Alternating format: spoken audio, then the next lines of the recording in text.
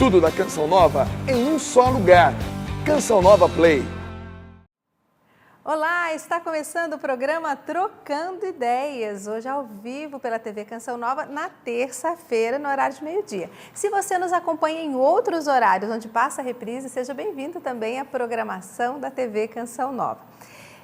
É muito bom que você acompanhe este programa, que conheça as opiniões, as ideias que nós trocamos aqui, mas melhor ainda se você participa. E às terças-feiras você pode participar ao vivo, participando aqui do programa pelas redes sociais, pelo facebook.com/trocando ideias ou pelo e-mail trocandoideias@cançãonova.com. Esses endereços eletrônicos ficam na tela, você participa com a gente, manda sua pergunta. O professor Felipe Aquino está aqui para responder as perguntas. Eu estou aqui para trocar ideias com o professor Felipe e com vocês, mas eu gosto tanto quando o professor Felipe está. Seja bem-vindo, professor. Aí, Adriana, é uma alegria a gente estar junto mais uma vez. Eu acho que é realmente uma satisfação muito grande estar com o senhor, porque assim, a gente está pertinho do senhor, o senhor está sempre contando, trazendo alguma coisa da igreja, dos seus estudos, isso enriquece a nossa vida. Então a gente espera que você também se sinta enriquecido neste programa, porque aqui nós vamos falar das coisas da fé, da vivência cristã, católica, da vivência da igreja. E isso é importante, porque às vezes a gente está vivendo a nossa vida sem conhecer muito bem a doutrina da nossa Igreja Católica Apostólica Romana. E precisamos aprender a viver bem para viver melhor, sermos cristãos que realmente levam testemunho da palavra de Deus. Bom, então, você que está nos acompanhando, envie sua pergunta, porque quanto mais perguntas chegar, eu sou acelerada, né, professor? Eu vou acelerar as perguntas aqui, então acelera aí, faz a sua pergunta e manda pelo trocandoideias@cançãonova.com, o e-mail, ou facebook.com/trocando ideias. Estou esperando a sua pergunta já estou aqui com o meu celular esperando a sua postagem. Eu queria também agora, no começo do programa, falar da riqueza que foi a festa do Santuário do Pai das Misericórdias, né? Agora há pouco tempo, né? Esses dias nós tivemos a celebração dessa linda festa e há 5 anos nós temos o Santuário do Pai das Misericórdias aqui na Canção Nova e ele foi construído, mantido pela sua doação de ouro, pelas suas doações ao santuário. E a gente agradece profundamente. E não é só o santuário. Quando você vier aqui, não é só lá o santuário. Daqui eu vejo o santuário. Mas também você tem todo o entorno do santuário que foi pensado, foi desenvolvido para que você tenha um momento de espiritualidade. Nós começamos com o caminho da misericórdia. Começa aqui pertinho da chácara, aqui no início da chácara, o caminho da misericórdia, que tem toda a via sacra. Você pode passar rezando a via sacra, pode passar rezando o terço, pode passar rezando o terço da misericórdia. É o caminho da misericórdia pelo meio das árvores, pelo meio da chácara de Santa Cruz. Você tem o mirante, você tem o mirante da fé, você tem o presépio. Já no entorno, bem pertinho do santuário, nós temos os nossos patronos Dom Bosco e Nossa Senhora Auxiliadora e São José do outro lado do santuário. Dentro do santuário temos uma linda imagem imensa da Pietà, né? Nossa Senhora da Piedade, lembra aquela Nossa Senhora que tem Jesus nos braços e ali fica a nossa caixinha de oração imensa, né? Bem caixinha, um caixão enorme, onde você pode colocar os seus pedidos de oração no santuário. E também o lindo mosaico do Pai das Misericórdias que está sempre de braços abertos para receber você. Então, ao visitar a Canção Nova, não vá só ao santuário, tem muito mais. O santuário te oferece um rico entorno de espiritualidade para que você possa, estando na Canção Nova, fazer de fato uma peregrinação de fé, né? É tão importante o peregrinar, né, professor Felipe? O sentido de peregrinar, de ir em oração a um templo, a um santuário, a uma igreja. É uma riqueza grande da fé e que restaura a nossa fé, não é? E sempre foi, né, na história da igreja, mais do que hoje na Idade Média, né? Que pessoas iam à Terra Santa, iam a Compostela, né, na Espanha, porque o peregrinar aqui na Terra significa o quê, espiritualmente? A busca do céu. Estamos peregrinando em busca da eternidade. É o sentido da peregrinação. Então, que você de Cachoeira Paulista, Lorena Cruzeiro, aqui da Redondeza, venha sempre peregrinar aqui na Canção Nova, faça o caminho da misericórdia, faça essa visitação a esse entorno do santuário, faça suas orações com a sua família, isso enriquece. Se tem criança, melhor ainda, eles adoram, porque vão correndo, vão andando, vão circulando, eles gostam muito e isso também enriquece e fortalece a fé dos pequeninos. Bom, eu falei que eu vou começar com as perguntas e eu sou rapidinha, estou esperando a sua. Bom, a Eliana Mello, professor, ela pergunta, um idoso com mais de 80 anos de idade, é lúcido, ativo, ele é dispensado da confissão e pode comungar? Bom, se ele pode confessar, não tem dificuldade para confessar, ele deve confessar se tiver pecado grave, entende? O catecismo coloca uma exceção, né? No caso de uma pessoa que tem uma impossibilidade física de confessar, por exemplo, a pessoa não consegue falar, não consegue escrever, né? Então aí a pessoa não pode confessar. E o padre vai conversar, ela vai fazer o ato de arrependimento e tal, e o padre vai perdoar os pecados. É um caso muito especial. Mas a minha mãe está nesse caso, né? A minha mãe, ela sofre de ELA, esclerose lateral amiotrófica. Com o tempo, ela foi perdendo a capacidade de falar. Aí ela escrevia, o padre ia, atendia a sua confissão primeiro oral. Quando não dava mais para ela falar, ela escrevia os pecados, o padre ia, ela apresentava os pecados. Depois ela perdeu a capacidade de falar. Hoje a minha mãe só mexe os olhinhos. Então, hoje, o que ela faz? Ela recebe a unção dos enfermos, porque ela não tem mais condições físicas de fazer uma confissão individual. Sim. A gente está nesse caso lá em casa. E a unção dos enfermos supre o perdão dos pecados, né, nesse caso. Mas, por questão de idade, ninguém está dispensado da Eucaristia, da confissão, desde que possa confessar, né? Até se a pessoa não pode ir à igreja, mas se o padre pode ir à casa dela, não tem problema nenhum, né? Mas aí, no caso, são esses dois casos, né? Segundo o catecismo. É bom você dar o número do catecismo. O número é 1484. 1484 dá essas duas disposições, Exatamente. a física e a moral. E a moral. A moral é quando a pessoa não pode ser perdoada, né? Um caso, por exemplo, de, não sei, casal de segunda união, alguém que não se arrepende do pecado, não pode ser perdoado, então não pode confessar. A pergunta agora da pessoa que pediu para não se identificar diz assim: como a comunidade paroquial deve se manifestar diante de um sacerdote que não vive conforme pede a Santa Igreja, demonstrando apoio a muitas ideologias, posicionamentos políticos e ideológicos contraditórios à fé cristã, segundo essa participante? O que uma comunidade, quando vê alguma incoerência, que ela julga ser incoerente um posicionamento de um sacerdote, o que ela deve fazer? Qual é o caminho? Bom, Jesus colocou para nós, bem claro no Evangelho de São Mateus, no capítulo 19, Jesus colocou a correção fraterna. Correção fraterna, Jesus fala, primeiro vai você lá e conversa com a pessoa que errou. Se você acha que o padre está errado, em alguma coisa que ele faz, vai lá conversar com ele. Aí Jesus diz, bom, se ele não mudou, e você continua achando, então leva 1, 2, 3 testemunhas com você para conversar com ele. Se ele não mudou o seu comportamento, então leve-o à igreja. É interessante isso, né? A instância máxima que Jesus coloca no reino de Deus é a igreja. Quem é a igreja? A autoridade da igreja. Então leve-o ao bispo. E aí o bispo é que vai decidir a questão, entende? Agora, evidentemente, quando se levar alguma coisa ao bispo, tem que ser uma coisa muito fundamentada, com provas, né?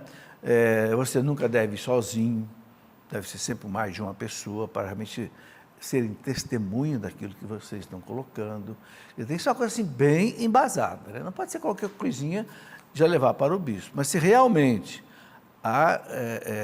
e o catecismo da igreja fala, né, que nós, leigos, temos o direito e muitas vezes o dever de levar à autoridade da igreja aquilo que não está certo. Porque nós somos igreja. Nós não somos apenas figurantes, não, nós somos membros da igreja. Então, nós também somos responsáveis pelas coisas erradas que acontecem na igreja, ok? Então, é preciso entender que quem responde pela diocese diante de Cristo, do Papa e de Cristo, é o bispo. Leve ao bispo. Se o bispo não tomar providência, entregue na mão de Deus. Professor, é importante assim que a comunidade participe da vida da igreja, né? Sim, claro. Esteja ali participando, caminhando, não é? Conhecendo o sacerdote, conhecendo ali, convivendo. E aí sim, né, nessa convivência vai ver se realmente há coerência ou há alguma incoerência. E pode, a proximidade nos ajuda a acertar mais, né? Essa vivência cristã mais próxima. Às vezes a gente se coloca distante e a gente começa a ver coisas, né? Aproxima, vai entender por que aquela atitude foi tomada. Né? E se realmente há algo incoerente, o caminho que o professor nos Agora, apontou. infelizmente, Adriana, a gente ouve coisas absurdas, né? Eu recebo muitas perguntas, né? Por causa de vários programas, eu faço inclusive uma live toda segunda-feira às 7h30, 8h, respondendo perguntas. Fico 1 hora respondendo perguntas pelo Facebook e pelo YouTube. Eu recebi ontem uma pergunta, por exemplo, muito interessante. A pessoa, olha, o padre, na missa de Corpus Christi, disse que não houve milagre na multiplicação dos pães e que qualquer um pode comungar, porque a comunhão é para todo mundo, não tem esse negócio de ficar... pelo amor de Deus, o Catecismo da Igreja, no parágrafo 1335, fala assim, o milagre da multiplicação dos pães é uma prefiguração da Eucaristia, onde o Cristo se multiplica para todos. Então, aquela multiplicação de pães que ele fez no deserto, que o povo não tinha mais nada, então, o padre quer negar que não houve milagre, só houve partilha. Houve partilha sim, mas antes da partilha houve um milagre. Agora, imagina um deserto, ninguém tinha nada para comer, né? O apóstolo Filipe falou para Jesus, Senhor, nem 200 denários de pão seria suficiente. O que é 200 denários? 200 denários, o denário era o salário de um trabalhador braçal de um dia. Vamos botar aí R$100. 200 denários é R$20.000. Com R$20.000 você compra pelo menos 40 mil pães. Quer dizer, tinha gente toda... Agora não houve milagre, não. Houve uma partilha, Jesus fez um discurso bonito, todo mundo colocou em comum. Ainda sobraram 12 cestos. Brincadeira, uma exegese bíblica que não tem nenhuma fundamentação.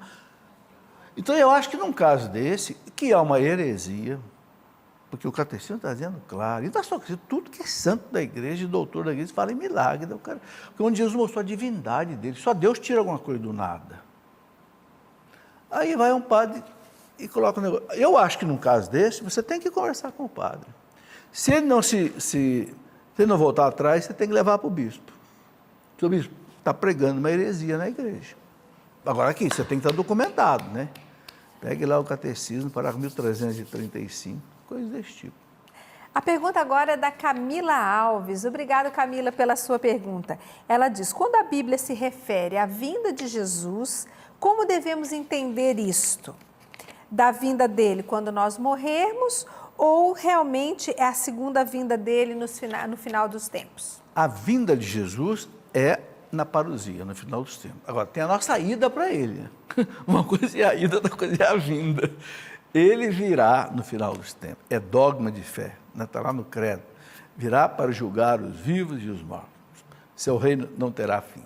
Agora, ele nos chama à sua presença, né? Eu acho interessante, na missa de 7º dia, né, o padre reza assim, vamos rezar por fulano tal, que Deus chamou a sua presença.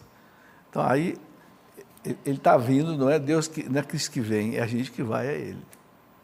Mais uma pergunta, uma pessoa que se casou na igreja evangélica, mas se separou, ela pode casar na igreja católica normalmente?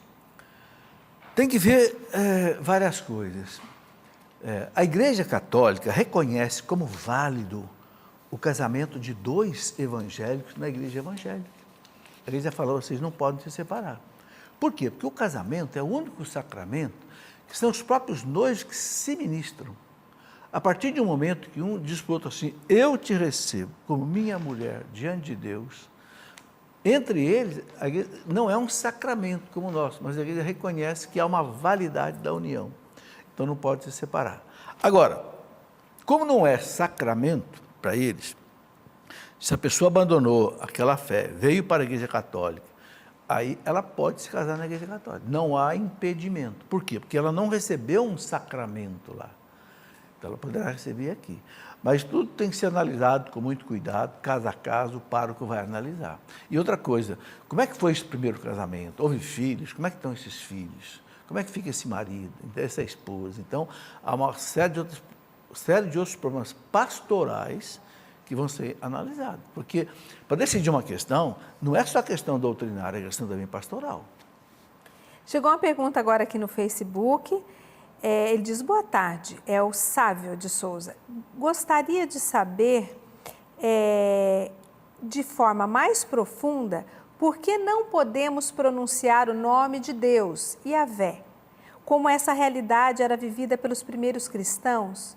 E como deve ser o nosso respeito como católicos perante o nome de Deus? Obrigado, fiquem com Deus. Veja, quem não pronunciava e não pronuncia o nome de Javé são os judeus. Né? Os judeus, eles não pronunciam, porque foi o nome com que Deus se revelou para Moisés, lá naquela sarça ardente. Né? A palavra, quando Deus diz para Moisés, eu sou aquele que sou, eu sou. Isso em hebraico é Javé. Né? Então, o judeu, por um respeito profundo, ele não fala, ele usa o Adonai. O Adonai quer dizer o meu Senhor. Né? Depois juntaram as vogais, as consoantes do Javé com as vogais do Adonai e deu o Jeová, que os judeus maçoretas na França, lá depois dos séculos 7 depois de Cristo, fizeram isso para facilitar o entendimento da língua hebraica, porque o hebraico só tinha consoantes. Agora, o que vale para nós? Para nós, a gente pode pronunciar o nome de Javé. Agora, o Papa Bento XVI é uma coisa que eu não sei se todo mundo sabe. Ele baixou uma resolução dizendo que a Igreja Católica não deve colocar a palavra Javé na liturgia e em cantos litúrgicos, por respeito aos judeus. Entendeu? A gente pode falar de Javé, pode escrever. Agora, quando se trata da liturgia e de canto, não usar a palavra Javé. E olha, eu escuto, né? Às vezes o pessoal cantar Javé na missa. Eu acho que é uma oração de preparação para o Evangelho. O Senhor Javé não deve cantar. Que o Papa Bento XVI colocou isso como uma restrição. Eu me lembro que quando aconteceu isso, nós tínhamos aqui uma comunidade irmã de sacerdotes que nos ajudavam aqui na Canção Javistas, né? Os javistas, aí eles trocaram o nome da comunidade em respeito a esta orientação papal, do Papa Bento XVI, e eles se tornaram os padres salvistas. Salvistas, exatamente por isso. Achei tão bonito, porque assim, foi o nome de uma comunidade é algo muito importante, né? E eles, em respeito à orientação do Papa, eles trocaram o nome da comunidade. Salvista, exatamente. Eu achei muito bonito isso. Eu acho que é importante que cada um de nós possamos, assim, conhecer os documentos da igreja, as orientações da igreja e nos conformar, né, diante daquilo que nos cabe a fazer. Quem trabalha com música na liturgia hoje, eu acho que deve ter esse cuidado. Não é? Já que é uma orientação do Papa Bento XVI, existe um documento na igreja falando sobre isso, que nós tenhamos esse respeito, que nós possamos, né? É uma forma de se fazer unidade, né, professor? E eu aproveito para dizer que essa comunidade salvistas, né, eles têm um seminário muito bom para sacerdotes. E eu digo isso por quê? Porque é uma comunidade que nasceu da renovação carismática católica. Então, de vez em quando, o jovem pergunta, eu quero ir para um seminário, mas eu quero ser um seminário na linha da teologia, na linha da renovação carismática católica. Os salvistas, em São Paulo, têm um seminário muito bom. Professor, tem uma pessoa perguntando aqui, pediu para não se identificar, do estado do Rio de Janeiro, disse, qual a posição da igreja sobre a cremação dos corpos? Pode fazer. O catecismo da igreja é bem claro, pode fazer a cremação. Agora, a igreja prefere o sepultamento, porque ali o cemitério é chamado de Campo Santo, né? Onde as pessoas vão rezar, especialmente ali. Existe, inclusive, a primeira semana de novembro, a Semana das Almas, em que você pode, a cada dia, lucrar uma indulgência plenária para uma das pessoas enterradas ali. Então, a igreja prefere. Agora, não é proibida a cremação, mas eu gostaria de colocar aqui o seguinte, o que o catecismo coloca é que só não pode haver a cremação se a pessoa... eu vou ser cremado porque eu não acredito na ressurreição. Aí a pessoa está... Aí a igreja não concorda. Mas se a pessoa acredita na ressurreição, né, pode ser cremado. Agora, outra coisa é que foi o Papa Francisco, inclusive, quem regulamentou isso. Quando a pessoa é cremada, ela recebe os restos mortais da pessoa, as cinzas. Essa cinza é como se fosse o corpo da pessoa que sobrou. Então, não deve ser jogado na água, na terra, não. Aqui deve ser sepultado.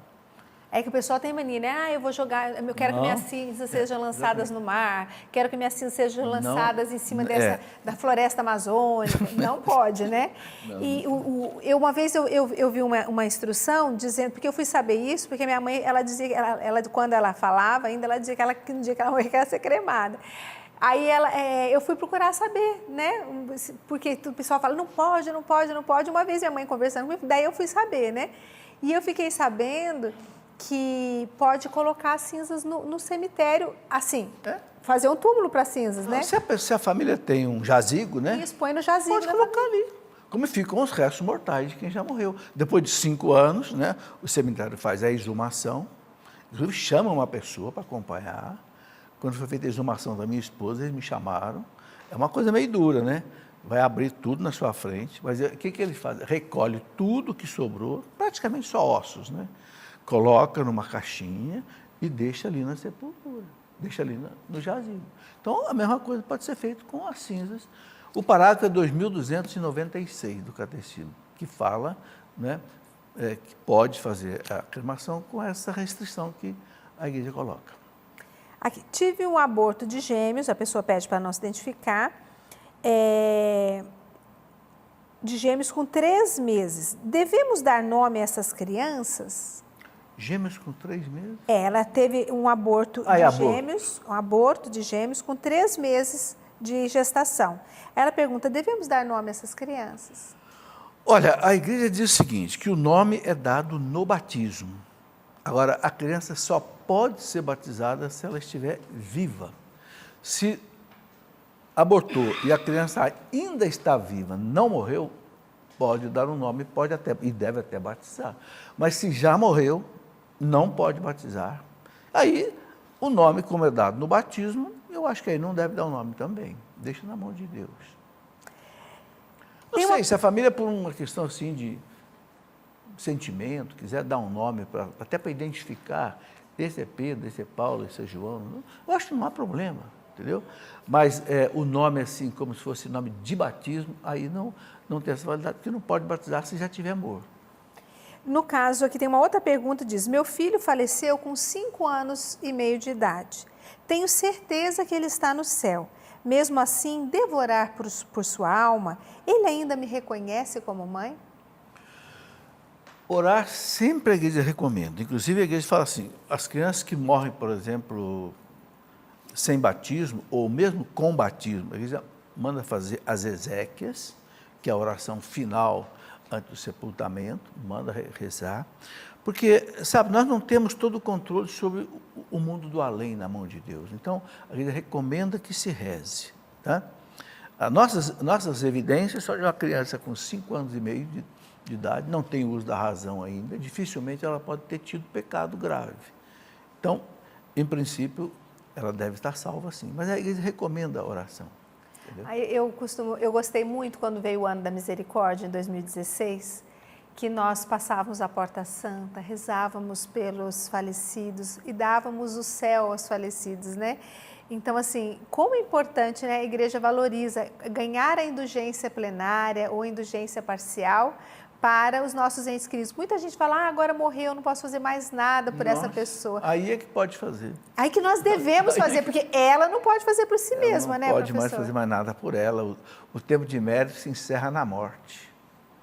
Mérito só nós conseguimos para ele. Por isso que a igreja recomenda, olha, é bonito, né, Adriana? Todas as missas a igreja reza pelos mortos. Tem um chamado memento dos mortos, o momento dos mortos, no latim, né? A igreja reza qualquer que seja a forma da oração eucarística. Por quê? Porque a igreja sabe que a melhor coisa para as almas é a missa e as indulgências. E existem muitas formas de nós alcançarmos as indulgências. O professor Felipe tem um livro sobre indulgências, né? O que são as indulgências? O que são as indulgências? Tem na internet também, tem no seu site, da editora Cleofas. Tem vários artigos do senhor falando como alcançar as indulgências diariamente. Então, você pode alcançar para si ou para alguém que já faleceu da sua família. E você pode, quem vai à missa diária, quem faz adoração ao Santíssimo, quem tem uma prática de oração. Então, existem várias formas que você pode. E não é complicado, não, ganhar indulgência todos os dias, não é, não. É simples.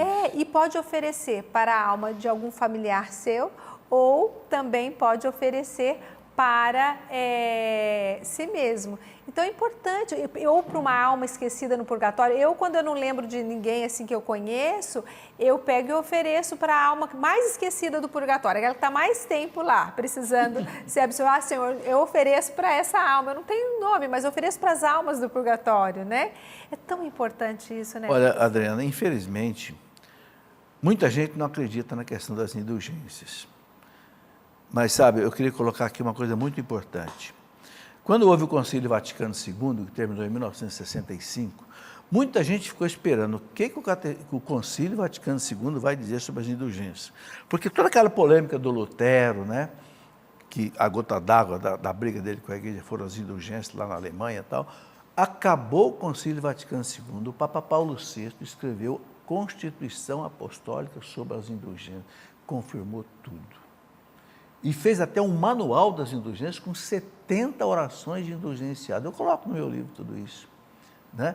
E o Papa recomenda vivamente, e ele usa uma expressão que eu achei muito bonita na exposição dele, ele diz assim: quanto mais almas do purgatório nós sufragarmos para o céu, mais almas nós teremos intercedendo por nós, mais depressa o reino de Deus vai se instalar na terra. Olha que bonito. São Paulo VI, que agora já é santo também, né? Que bênção. Então, quer dizer, a gente tem que fazer, e é simples, para ganhar uma indulgência pode ser uma a cada dia. Basta o quê? Uma confissão bem feita, comunhão, rezar pelo Papa, Pai Nosso, uma Ave Maria e um Glória, por intenção do Papa. Aí a pessoa pergunta, continua, depois eu interfiro. E a quarta condição, você pode escolher entre 4 atividades, que é o quê?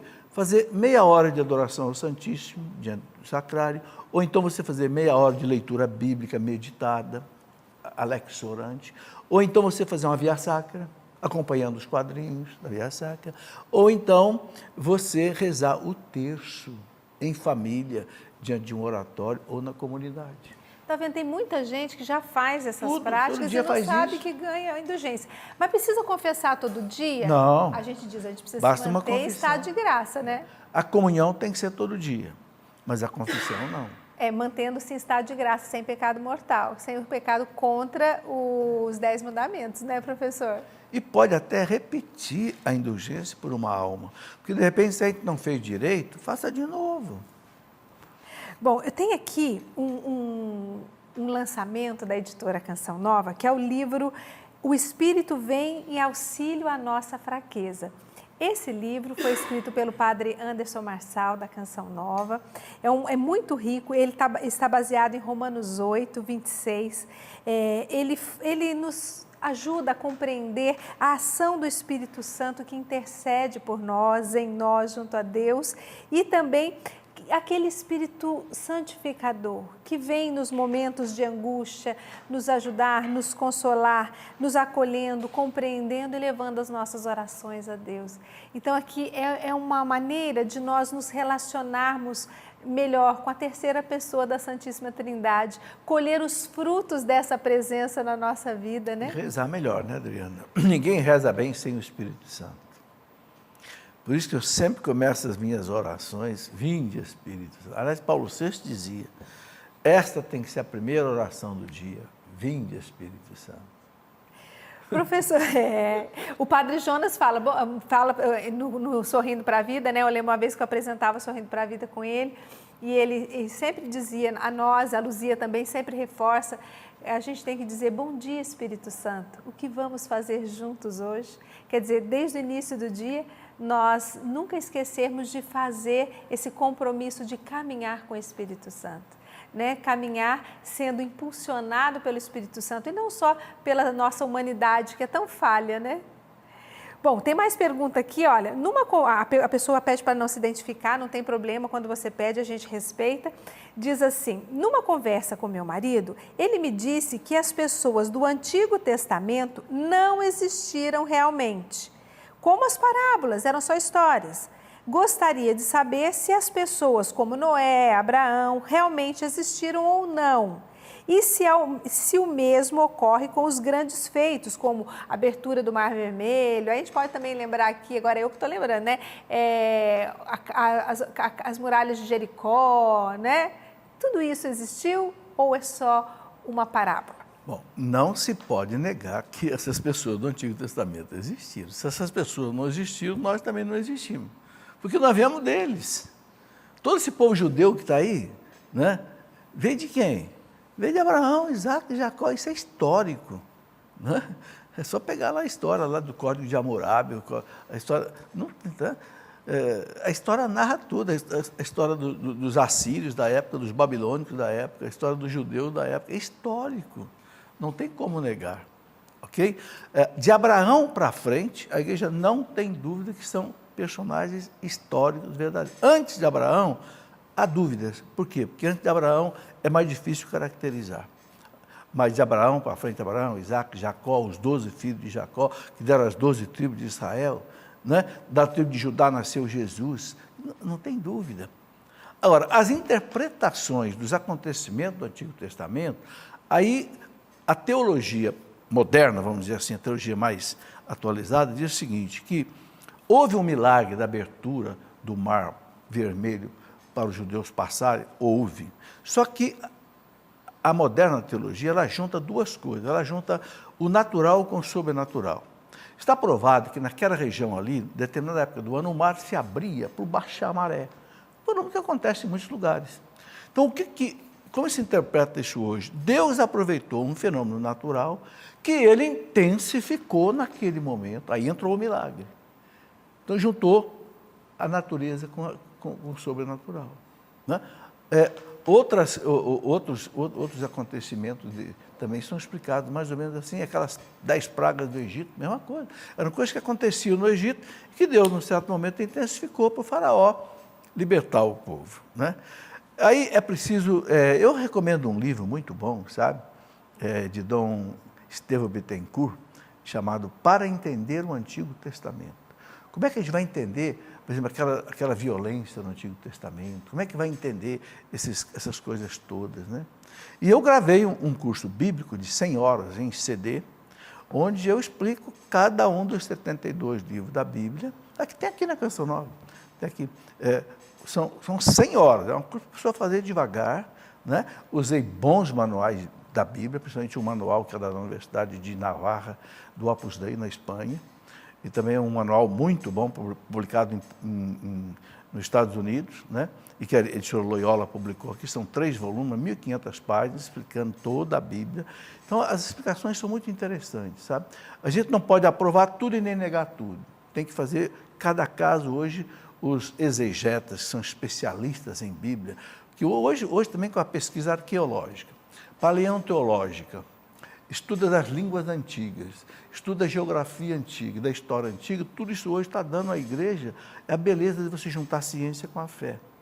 É chamada escolástica, né? Você usa todo o conhecimento científico para entender melhor a revelação. Entende? Então não se pode negar assim, porque, veja bem, o judeu, ele é extremamente nacionalista. Toda a história do povo judeu, ele traz do seu passado, o passado de pai para filha. Como nós fazemos também, de certa forma, né? Mas a tradição oral deles é muito forte. A tradição é fortíssima, entendeu? Eles faziam o pai repetir para o filho repetir para o neto para o bisneto, entendeu? E aquilo chegou até os judeus de hoje. Não é uma fantasia, é uma realidade. Sabe, um povo impressionante é o povo judeu. Era o único povo que havia na antiguidade que era monoteísta. Todos os outros povos eram politeístas. Era o único povo que dizia, nós adoramos um Deus que é invisível. O resto tudo tinha deuses de estátuas, de tudo. O povo judeu realmente sempre foi um povo... E esse povo, por ele ser muito marcado, por ele ser muito perseguido, Eles foram exilados para o Egito, para a Pérsia, para a Babilônia, para a Síria, para Roma, para tudo. Então, esse povo ele se uniu muito. Esse povo ele ia para um determinado lugar, ele não perdia a identidade dele. Foi para o exílio da Síria, 720 anos antes de Cristo, no meio do paganismo, e os profetas ali mantinham a fé do povo. Foram para a Babilônia, mantinham, e voltaram para a Terra Santa, dali nasceu Cristo, aquele povo. Onde o judeu vai, ele não abre mão da fé dele, ele vai criar a sinagoga dele. Entendeu? E, então, esse nacionalismo que eles têm é muito forte. Isso mantém toda essa tradição. Bom, você quer conhecer mais sobre a doutrina da igreja? A Canção Nova tem um verdadeiro celeiro. O Padre Jonas sempre chamou, Muita coisa, né, o Davi, Departamento de Audiovisuais da Canção Nova, como um celeiro de produtos, de livros, todo tipo de produtos, né? E você pode acessá-lo, de que maneira? Adquiri-los, de que maneira? loja.cançãonova.com, ou você pode adquirir também pelo 0 operadora 12 31 86 2600. Ele é telefone e também o WhatsApp. Esse número também é o WhatsApp. Então você pode adquirir este livro, os livros do professor Felipe Aquino e tantos outros livros, CDs de palestra, CDs de pregação, né, de música e tantos outros materiais que a Canção Nova disponibiliza para você, para que você tenha esse alimento sólido na sua casa, esteja... Eu queria colocar uma coisa aqui, sabe, Adriana, que eu acho que eu preciso orientar o pessoal. Eu tenho assistido alguns programas de televisão, documentários sobre Bíblia, sobre Jesus Cristo, repletos de erro, repletos, sensacionalistas, repletos de erro. E são programas que não são feitos no Brasil, não. Vêm de fora para o Brasil, né? Com doutores fazendo, né, manifestações e tal. Mas, olha, quando você bate com a nossa doutrina, não coaduna.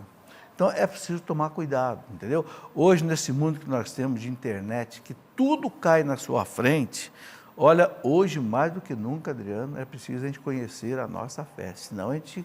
Como diz o caipira, come gato por lebre. Professor, a Elaine Rodrigues mandou agora a sua pergunta pelo Facebook do Trocando Ideias. Disse assim: fui instruída que um leigo não pode pronunciar na missa louvado seja o nome do Senhor. Em que situação? Em que oração? E na missa. Diz que não pode falar na missa louvado seja o nome do Senhor. Eu não entendo, acho que não tá, nem faz parte da liturgia essa frase, pelo menos eu nunca vi. Você lembra de ter essa frase na liturgia? Eu penso que ninguém é proibido de dizer louvado seja o nome do Senhor. Agora, não precisa dizer na missa, né? Porque na missa, a missa tem a rubrica da missa, a ordenação da missa, de acordo com o missal, tem uma ordem que não pode ser mudada. É o rito, né? Vai seguir aquele rito, tem as orações. Acho que fora da missa não tem problema colocar, né? A Nina, de Cariacica, no Espírito Santo, pergunta: qual a diferença entre a Igreja Católica e as seitas? A diferença é que a única religião que foi fundada por Deus é a fé católica.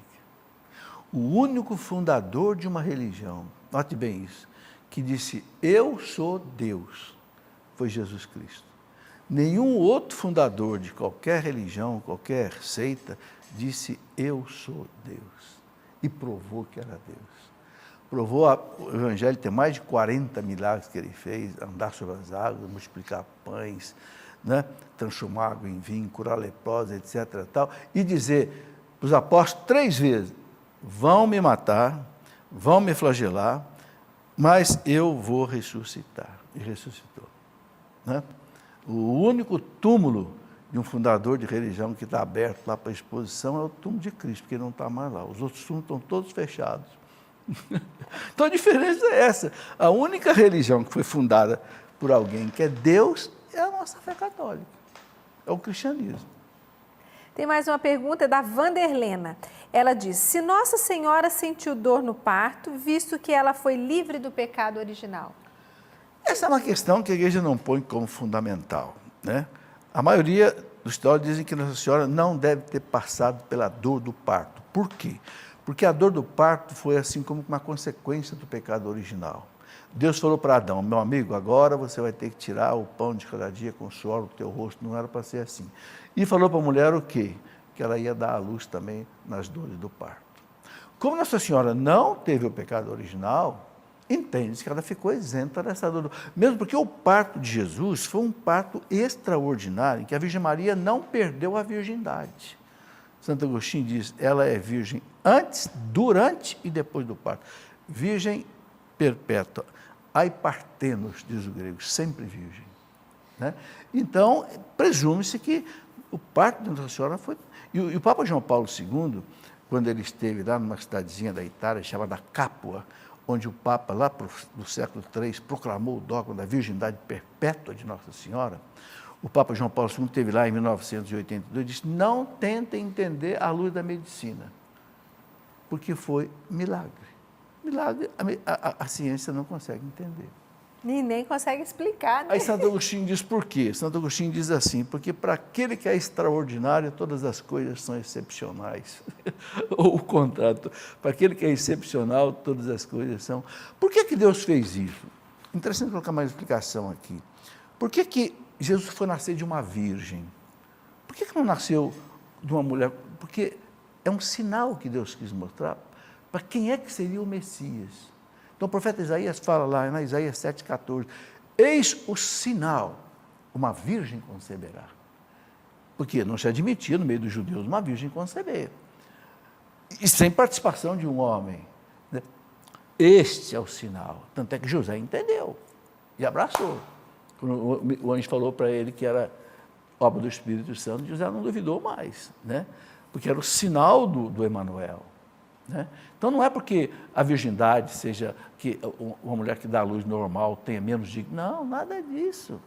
É simplesmente Deus quis deixar um sinal. Esse é o único homem que não é simplesmente homem, que também é Deus.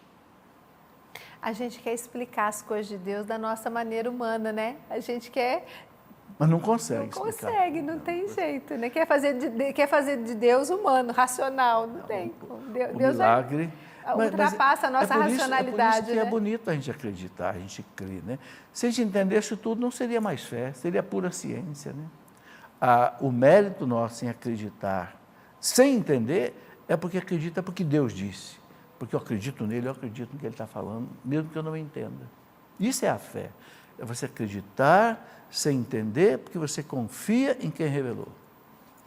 A Laura Freitas, ela gostaria de saber que tipo de oração se deve fazer durante a consagração da Eucaristia, na hora que está se elevando a oração de adoração, oração, aquele instante rápido que o padre levanta a hóstia e o cálice, é um instante para uma adoração rápida.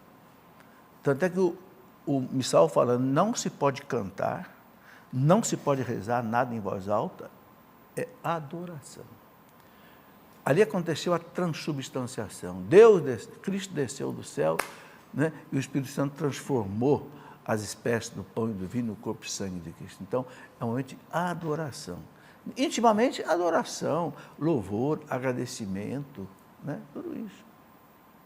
Bom, agora tem uma pergunta bem prática aqui, da Carmen Lúcia. Ela diz, gostaria de saber se é pecado recusar o emprego em um bar, por mais que digam que é um ambiente familiar, mas lá existem bebidas, entre outras coisas que são contra as leis de Deus.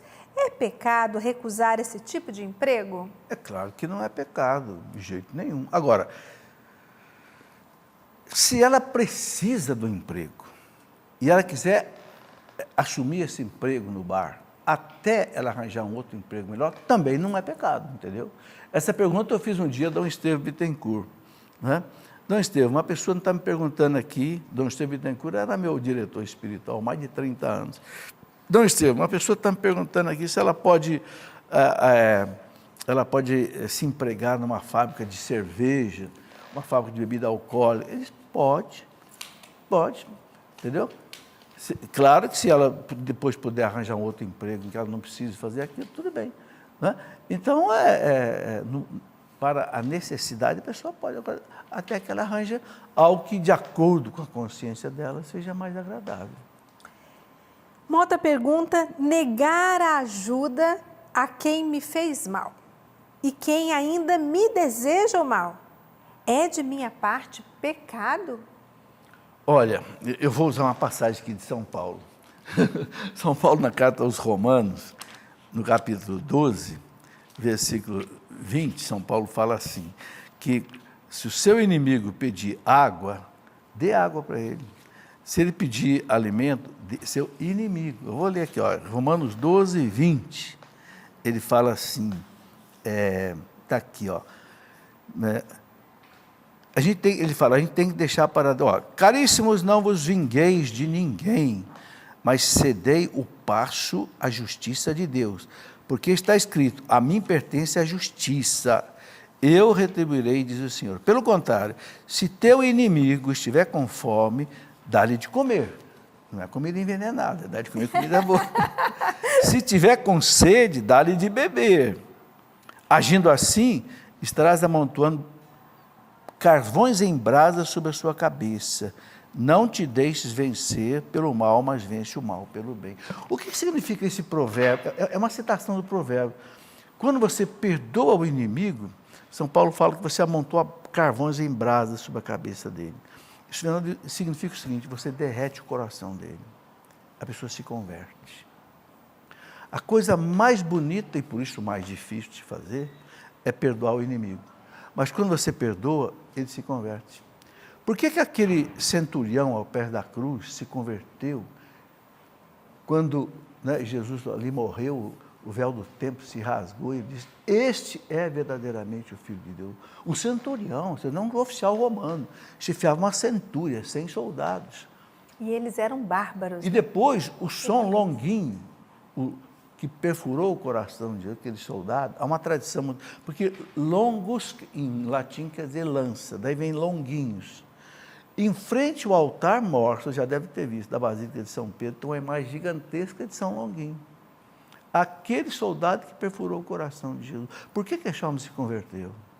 Porque Jesus perdoava. Pai, perdoar, eles não sabem o que fazem. Tem histórias belíssimas na vida dos santos, em que quando você consegue dar o perdão para o inimigo, ele se converte. Pode contar um caso rápido? Pode. Pode? Vamos ver a hora. Não, dá tempo ainda, dá tempo. Há um santo na igreja, ele é redentorista, São Hofbauer, alemão. Ele era assim, sanguíneo, né? Mas era um santo, né? E ele tinha um orfanato de crianças que ele cuidava. Um dia ele entrou num bar e as pessoas estavam lá jogando carta, bebendo vinho e tal, e ele pediu uma esmola. E na mesa tinha um rapaz chamado Kalinski, que não gostava dele. E o outro falou assim, ô Kalinski, você não falou que o dia que você encontrasse com esse padre, você ia acertar as contas com ele? E o Kalinski disse, é verdade, e eu vou acertar agora mesmo. Encheu a boca de vinho e despejou na cara do padre. Aí o povo esperando o tempo fechar, né? O padre enfiou a mão no bolso, tirou o lenço, enxugou o rosto. Depois estendeu a mão para o Kalinski e falou, Kalinski, o que eu merecia você já me deu, porque eu sou um pecador. Agora, faz favor, dá uma esmola para minhas crianças, não tem nada a ver com isso. Quebrou o Kalinski. Isso está na biografia do padre Hofbauer. O Kalinski, de madrugada, bateu na janela do padre com um saquinho de moeda de ouro e entregou para o padre. O padre é para as suas crianças. E passou a ser um colaborador do padre. Por quê? Porque ao invés do padre dar um murro na cara dele, o padre perdoa. Eu acho interessante, professor, porque a gente acredita que a vingança vai trazer uma satisfação imensa, Não. que a vingança vai ser... E, de repente, o perdão, a gente observar que o perdão, ele traz muito mais benefícios para nós e para as pessoas. A vingança é um veneno para nós e para as pessoas, né? E principalmente para nós. Então, o perdão, ele é algo fantástico, porque ele é transformador. Ele é mais difícil para nós, porque nós temos que vencer a nossa dor, vencer muitas vezes o nosso orgulho, que é o nosso pecado, o orgulho, aquela coisa toda. Sim, mas ele faz um bem muito maior do que naquele momento os nossos olhos ou nossos sentimentos podem perceber. Então, invista no perdão e não na vingança. Tem uma frase muito citada, eu não sei quem é o dono dessa frase, mas muita gente cita, muito bonita. Quando você quer vingança, é como se você tomasse veneno e quisesse que o outro morresse. E o Padre João dizia sempre nas palestras para nós, até de jovens, né? A gente não apaga fogo com gasolina. Não é jogando gasolina, você apaga fogo com água. Porque Jesus fala, bateu no rosto direito, vira outra face. Não é só com a graça de Deus que a gente consegue fazer isso. Tem que implorar a graça. Porque a natureza nossa, ferida pelo pecado original, ela quer o revanche, ela quer o revanchismo, ela quer a vingança. Isso é o natural. Só quem tem a graça de Deus é que consegue realmente a virtude da mansidão. Essa é a virtude da mansidão. Que o pessoal pensa que é fraqueza. É nada, é extrema fortaleza. De você, como Cristo, né, você sendo massacrado ali, perdoando. Levado para o matadouro como uma ovelha muda, né? Professor Felipe, nós temos 5 minutinhos e tem umas perguntinhas rápidas. Nós conseguimos cumprir todas que chegaram pelo Facebook, estão chegando. E aqui também da nossa pauta, que foram perguntas que ficaram de outros dias. Se a sua pergunta não foi atendida hoje, ela pode ser atendida em outro dia também. A pergunta aqui da Camila Lima. Como cumprir o primeiro mandamento? Amar a Deus sobre todas as coisas, quando se tem esposa, filhos, marido? Mas não tem problema nenhum. Deus quer que a gente ame o pai e a mãe, honrar pai e mãe, mas Deus tem que ser amado mais ainda. A gente vai amar os outros por causa do amor a Deus. Isso é diferente de outro tipo de caridade, né? Por exemplo, a filantropia. Filantropia eu faço porque eu quero fazer. O cristão não. O cristão não faz filantropia, ele faz caridade. Ele ama o outro por causa do amor a Deus. O amor a Deus me leva a amar o outro.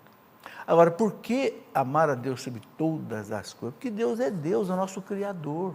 E tem uma coisa, Adriana, por que Jesus não aceita ser o segundo amor da nossa vida? Porque nós somos o primeiro amor da vida dele. Você não gostaria de ser a segunda mulher do seu marido, né? E nem ele ser o segundo. Por que nós somos o primeiro amor da vida dele? Porque ele morreu na cruz por nós. Por quem que você morreria na cruz? Ora, se ele nos ama em primeiro lugar, eu tenho que amá-lo também em primeiro lugar. Uma vez eu lembro que até nós escolhemos o Jorge e a Rosana para serem nossos padrinhos de casamento. Eu lembro que quando eu comecei a namorar meu marido, uma vez nós estávamos nos desentendimentos e eu fui conversar com o Jorge. E o Jorge falou assim para mim, quanto mais você estiver diante de Deus, rezando e adorando, mais você vai se entender com unido. Por quê? Porque em Deus a gente vive o verdadeiro amor. Se nós vivermos o verdadeiro amor com Deus, buscar desenvolver esse amor, essa proximidade de Deus, Deus vai nos ensinar a amar verdadeiramente.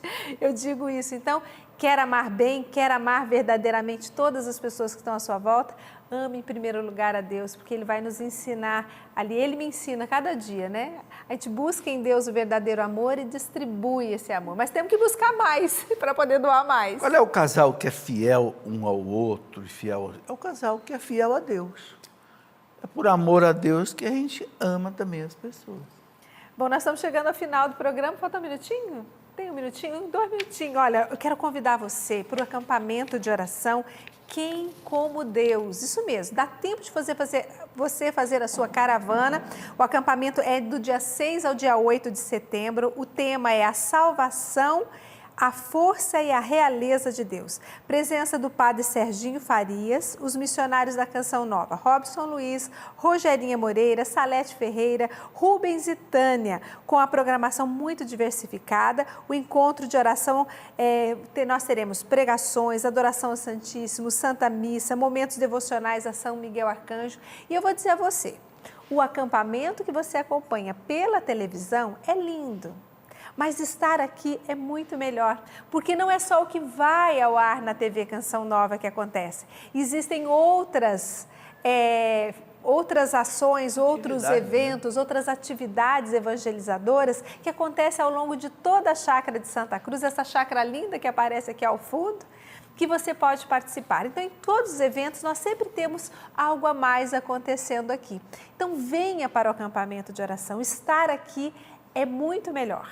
né? Não fique só em casa. Faça sua caravana, venha para a Canção Nova. Então, de 6 a 8 de setembro, acampamento Quem como Deus, com momentos devocionais a São Miguel Arcanjo.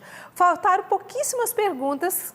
As que não foram respondidas hoje virão nos próximos programas. Agradeço a sua participação, fez esse programa muito melhor, não é?